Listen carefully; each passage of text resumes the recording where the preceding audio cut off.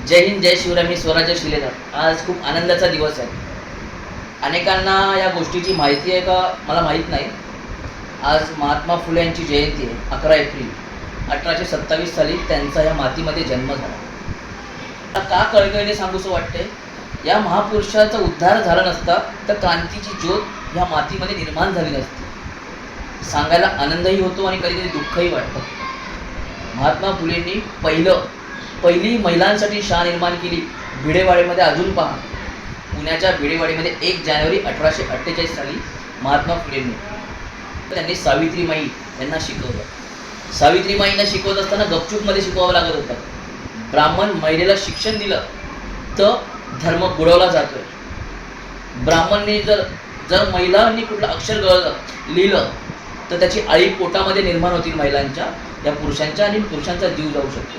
अशा महिलांना शिक्षणापासून वंचित ठेवत होते. पण महात्मा फुले शेवटपर्यंत लढले.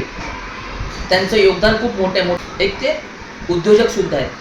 पुण्यातला कात्रजचा बोगदा असू द्या, सत्यशोधक या कंपनीचा सत्यशोधक त्यांनी जी चळवळ निर्माण केली बघा. त्यांनी आयुष्यात खूप मोठं शिक्षण पण घेतलं, पण त्यांनी सरकारी नोकरीला विरोध केला.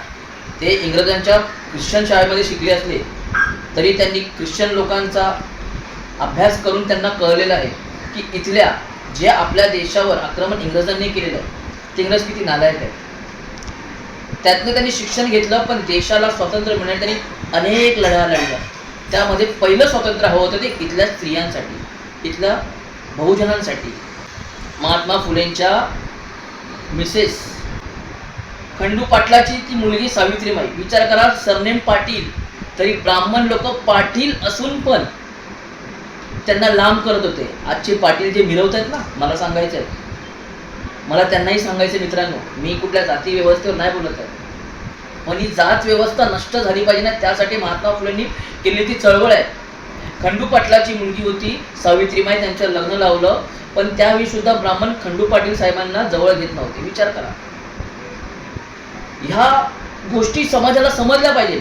आज जी महिला देवाला पुजते ना, सगळ्यात पहिले जाऊन तिने महात्मा फुले या सावित्रीमाईच्या फोटोला हार चढवला पाहिजे आणि रोज चढवला पाहिजे.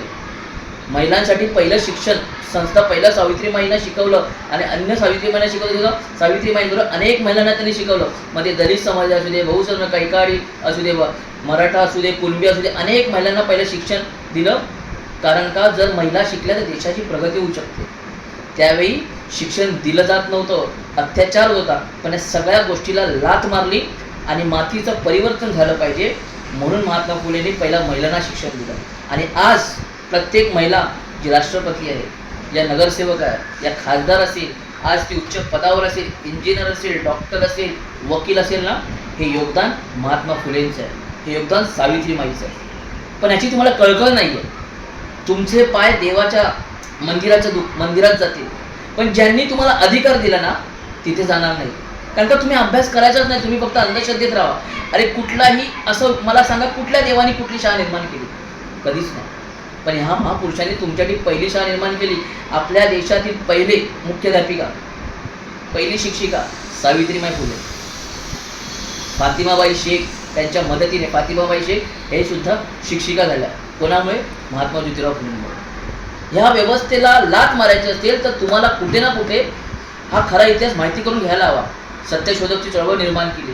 सत्यशोधक चळवळ निर्माण करता अनेक खस्ता खाल्ल्या, दगडी खाल्ल्या सावित्रीमाईने. ब्राह्मणांनी दगडा मारल्या, कचरा कुंड्या टाकल्या, डोकं फोडलं, तरी महात्मा फुले बोलले खचायचं नाही, महिला शिकली पाहिजे.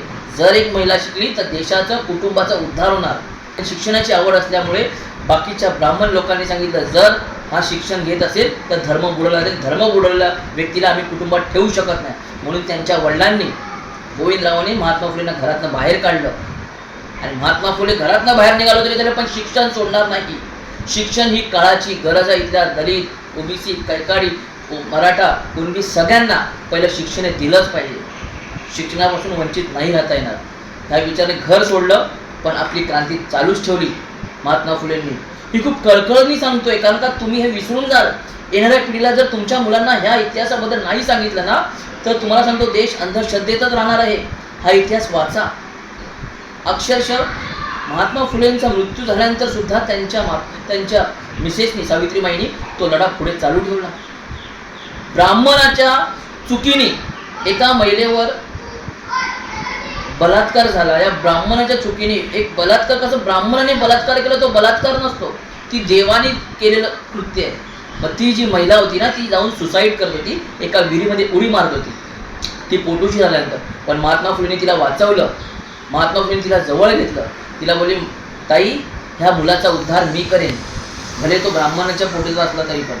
आणि त्या पोराचं नाव त्यांनी यशवंत म्हणून ठेवलं. तो डॉक्टर झाला आणि त्यांनी सुद्धा महात्मा फुलेंचा गाडा पुढे नेण्याला सुरुवात केली. त्यांची मिसेस सावित्रीमाई व त्यांचा मुलगा हे मरण पावले. खूप मोठं योगदान आहे या माणसांचं.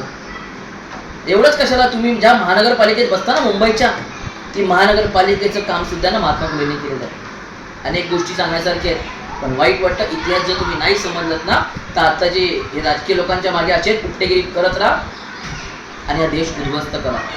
जर सुधारवायचं असेल तर महात्मा फुलेंचे विचार, सावित्रीमाईंचे विचार, बाबासाहेबांचे विचार, शिवाजी महाराजांचे विचार हे तुम्हाला आकस्मित केलेच पाहिजे. अहो, ज्या महात्मा फुलेंनी पहिला पोवाडा या मातीमध्ये, शिवाजी महाराजांचा पहिला पोवाडा, शिवाजी महाराजांची समाधी महात्मा फुलेंनी शोधून काढली. हा इतिहास वाचता आला पाहिजे तुम्हाला. आज 11 एप्रिल 1827 या दिवशी महात्मा फुलेंचा जन्म झाला. नक्की ह्या विचारांना असंच मनात कोरा की भविष्यात महात्मा फुलेंची जयंती जोरात साजरी झाली पाहिजे, त्यांच्या विचारांची जयंती जोरात साजरी झाली पाहिजे. कारण का आम्ही पाहतोय SC समाजामध्ये 54 जाती आहेत, पण त्यातला बौद्ध समाज आहे ना, तोच महात्मा फुलेंची जयंती करतो, बाकीजण नाही करत. का? माळी समाजातल्या लोकांनी तरी महात्मा फुलेंची जयंती साजरी करावी. अनेक ह्या देशातल्या ब्राह्मण गोष्टी प्रत्येक महिलेला महात्मा फुलेंनी शिकवलेल्या आहे. बोललो असेल तर माफ करा, पण सत्य परिस्थिती ही सांगितलीच पाहिजे. माझे विचार ज्याला आवडत असतील त्याला खूप धन्यवाद. आणि कोणाला राग आला असेल तर माईची शपथ घेऊन सांगतो, सॉरी पण बोलणार नाही. काय उखडायचं ते उखडा, सत्य हे मांडणारच. कारण का माझ्यासाठी महात्मा फुले, बाबासाहेब आंबेडकर, गांधीजी, लोकमान्य टिळक, सुभाषचंद्र बोस असू द्या, छत्रपती शिवाजी महाराज, हे अनेक महापुरुष आहेत ना, ते माझ्यासाठी दैवत आहेत. आणि यांचे विचार मी शेवटच्या क्षणापर्यंत मानणार. इथेच थांबतो, तुमची रजा घेतो. जय हिंद, जय श्रीराम.